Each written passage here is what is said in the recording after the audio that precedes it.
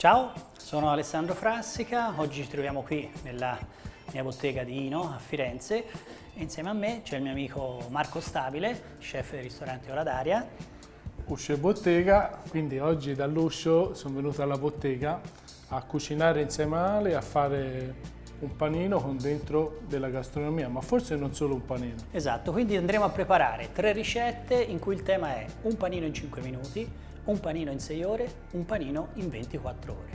Gli ingredienti del primo panino da 5 minuti sono pane toscano, acqua di pomodoro condita con origano, olio e sale, mortadella di prato e mozzarella di bufala campana. Il concetto era innanzitutto di riutilizzare un pane raffermo, quindi di darvi anche un suggerimento per quando avete del pane che vi è rimasto. Quindi andiamo a tagliare questo nostro pane che praticamente ha 3 giorni, cercando di fare in modo che le fette siano tutte dello stesso spessore. Intanto, visto che il pane è un po' raffermo, lo andiamo a bagnare con la nostra acqua di pomodoro, un po' come si fa con la panzanella. Ora, essendo inverno, l'abbiamo schiacciato, filtrato e abbiamo messo sia polpa sia acqua. Ci serve per idratare e dare un sapore a un pane raffermo e quindi ben venga che ci sia anche della polpa e del colore. Quindi che il liquido vada ad ammorbidire il pane, però che non si insuppi troppo, che rimanga sempre la sua consistenza. Andiamo anche a mettere dei cristalli di sale, un po' di origano, vai Marco, un filo d'olio. Te sei per la lama liscia o la lama a seghetto per tagliare la mozzarella? Da buon chef direi che la lama liscia sempre. Bravo, perché anch'io sono di questa scuola di pensiero. Cerchiamo, vedi, di fare una fetta che quando andiamo a mordere abbia la sua bella consistenza, quindi il pane, quindi in questo caso la mozzarella, e adesso andiamo a tagliare la mortadella che a differenza della mozzarella che volevamo che avesse una bella consistenza, in questo caso invece la mortadella la andiamo a tagliare proprio molto fine. Quindi fette molto fini.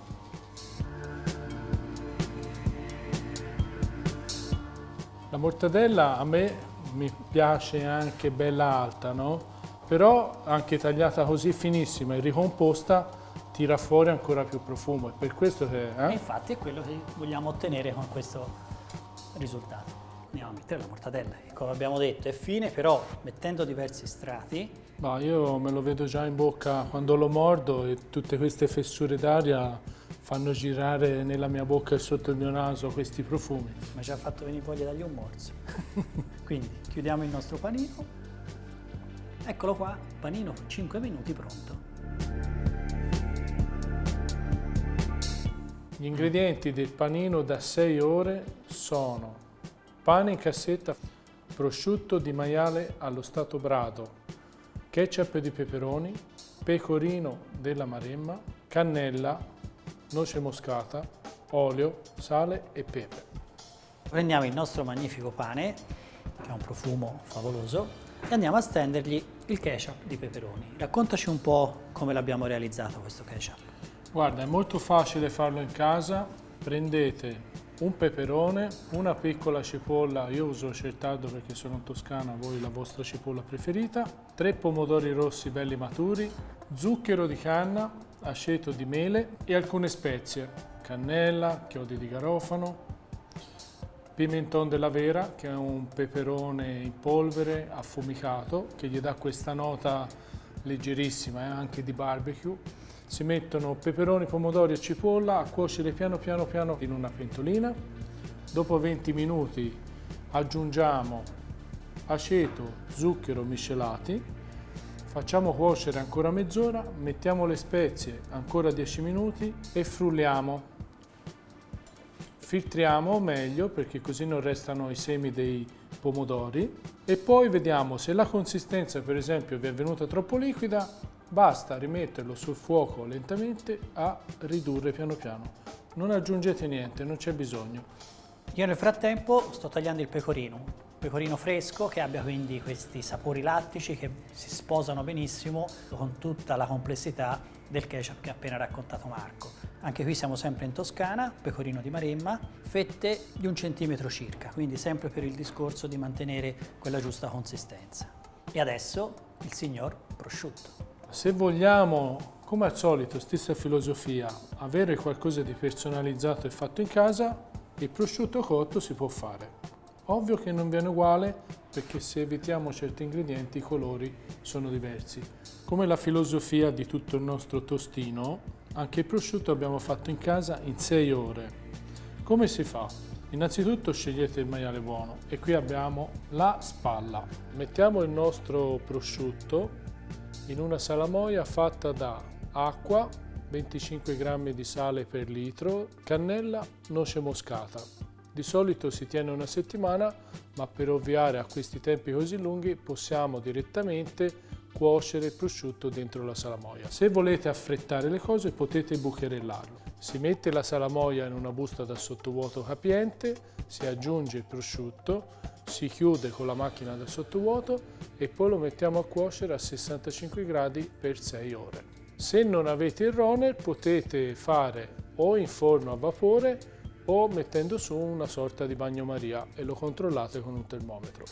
E dopo 6 ore di cottura, ecco qua il nostro prosciutto. Qui c'è tutto il liquido della salamoia.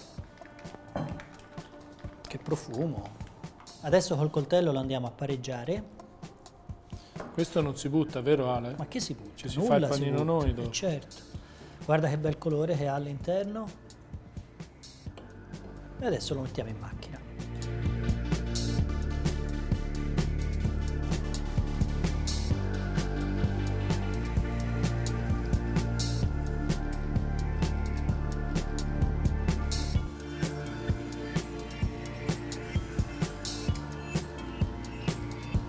E qui facciamo attenzione che rimanga bene all'interno, perché poi quando lo andremo a scaldare non deve fuoriuscire.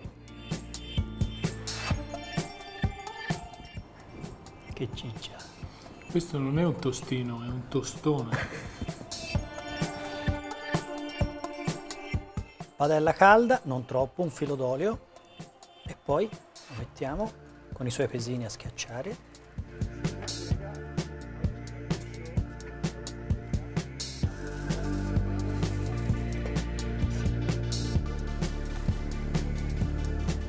Voilà. Ed ecco il panino delle 6 ore. L'abbiamo tostato, guardate qua, il formaggio si è leggermente sciolto e ora chef tocca. Oh, lo andiamo ad assaggiare. 6 ore da 0 a 100 ne mi ha poco, Ah, senti il suono dello scrocchiare del pane. Bello, ma me lo fa anche assaggiare? È chiaro. Vai. Io la dico semplice, invece di uno ne mangeresti 3. Già penso... E già ho detto tutto.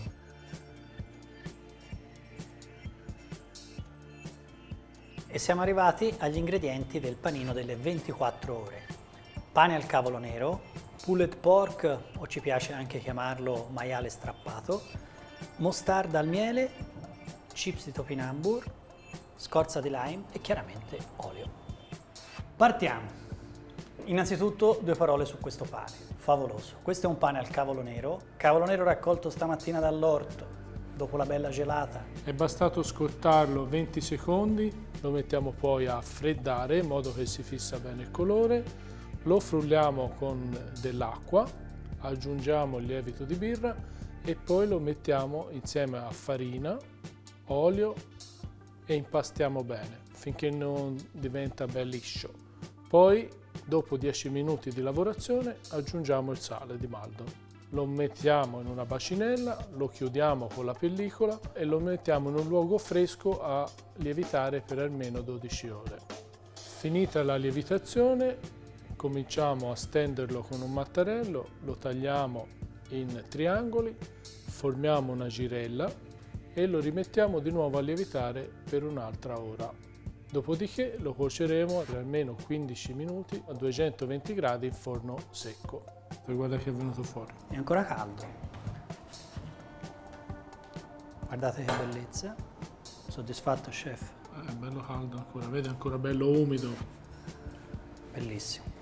Allora, il pulled pork è una ricetta della tradizione americana. vuol dire maiale tirato, strappato, come sta facendo Alessandro ora. Si fa una bella marinatura, io in questo caso l'ho fatto con le spezie di San Giovanni Valdarno, che di solito vengono usate per lo stufato alla sangiovannese, olio, e lo facciamo marinare sottovuoto almeno 17 ore. Poi lo mettiamo in forno a 240 gradi per almeno un'ora e poi abbassiamo la temperatura per altre 5 ore. Lo facciamo raffreddare per almeno un'ora e poi è pronto. Quasi bruciato, deve essere. Ce la mettiamo la crosticina? Certo, è il È top. bello. È il top. Lo condiamo soltanto con dell'olio, perché qui il maiale è buonissimo, la speziatura è interessantissima, non ha bisogno di sale, ovviamente c'è già. E per fare un contrasto molto fresco ci grattugiamo un bel lime abbondante, in modo che faccia proprio il contrasto. Acidità, freschezza, perfetto. Spalmiamo la mostarda al miele sul coperchio, che dà un po' di forza, un po' di grinta al panino, ma con il miele dà delicatezza, eleganza. E adesso finiamo con le chips, quindi questa bella nota di croccantezza. Le chips di topinambur come vengono fatte? Prendi dei topinambur, li peli col pelapatate, poi li tagli all'affettatrice a 1 millimetro di spessore più o meno, lo metti nell'acqua fredda a spurgare per almeno mezz'ora, poi lo asciughi bene, lo metti a friggere in olio extravergine d'oliva a 180 gradi, ma non fino in fondo, non devono diventare croccanti, deve essere questo dorato leggero, altrimenti diventano amare. Le fate e poi le mettete in un luogo caldo a finire di essiccare. Ed ecco qua il nostro panino delle 24 ore. Come alle Mans, 24 ore Le Mans. Abbiamo capito che dietro al panino c'è un mondo. Sì, è un universo incredibile che va a rinchiudersi fra 2 fette di pane, a volte anche di più. Ma la morale è sempre quella: se vuoi le cose veramente buone, devi studiare, applicarti e lavorare tanto. Anche se scegli i 5 minuti, non sono 5 minuti scontati. Un saluto da Firenze, da Marco Stabile, Alessandro Frassica, detti anche i due dei Georgofili.